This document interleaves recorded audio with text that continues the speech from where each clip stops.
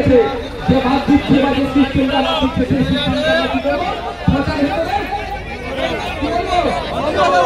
সিস্টেমটা হচ্ছে গণতান্ত্রিক প্রক্রিয়ার মাধ্যমে সেই সিস্টেমটাকে আমরা খাঁচার মধ্যে ভরে দেবো কেউ খাঁচার মধ্যে ভরবে ভরসা করবেন আপনাকে তাই আমি আপনাদের বলবো আতঙ্কিত হবেন না এসআইআর হবে সঠিক পদ্ধতি হবে যদি ভুল পদ্ধতিতে যায় এসআইআরকে ধরে আমরা কোথায় ধরবো আর প্রশ্ন করলেন তৃণমূলের ভাইদেরকে আমার ভয়েস কথা শুনতে পাচ্ছে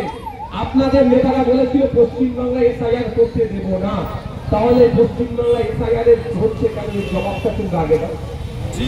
কেন ভাই আপনি এসআইআর বলেছিলেন করতে দেব না এদিকে 600 অফিসার না থাকার জন্য